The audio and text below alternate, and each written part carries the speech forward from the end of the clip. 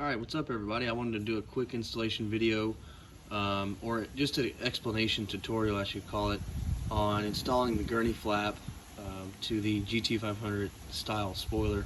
The spoiler I have did not come with the holes pre-drilled like the OEM Ford one does.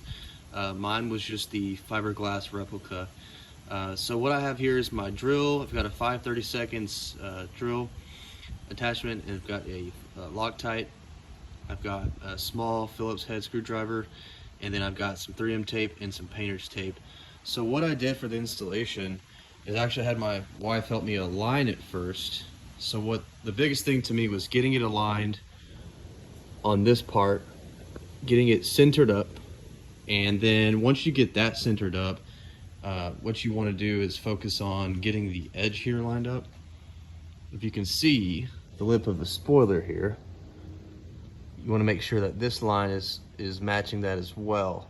And it's kind of, I should call it beveled in a way, so it's pretty hard to mess that up. But once you get that aligned, then you'll want to go ahead and mark where your screws need to be drilled and get all those set up there.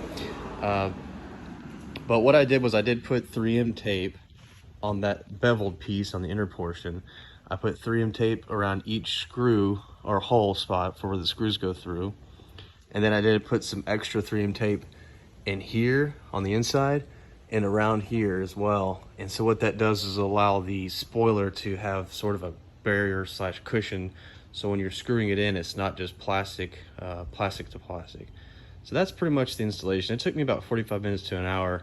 And I do recommend an extra set of hands to get it aligned in the center, and then also getting the lip aligned across to the other side of the spoiler. So that's pretty much it. I mean, I didn't have, I guess, a tripod to mount up to video the actual drilling, but honestly, it wasn't anything fancy. Really, it's just getting your holes pre-drilled in the correct spots that you want. I noticed my spoiler had a different, I should call it, radius of bend. So what actually happened is, if you look here, it looks pretty flush now all the way across.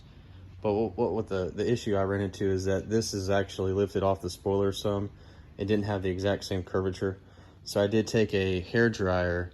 Once I got the two center screws secured, I took a hair dryer and then actually heated up this portion here just a little bit, and then pressed it into where I needed it, pre-drilled my hole, put the screw in, and then kept some heat on it for a little bit longer to make sure that it actually conformed to the spoiler itself.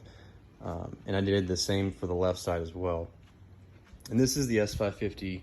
So actually, the funny thing is I have an S550Parts Gurney flap, and then this is an FF Function Factory Performance spoiler. So you know, I bought them at separate times. I've had the spoiler for a long time now and decided to add the Gurney flap, and I really love the look of it. So anyhow, that's pretty much it. I appreciate everybody's time.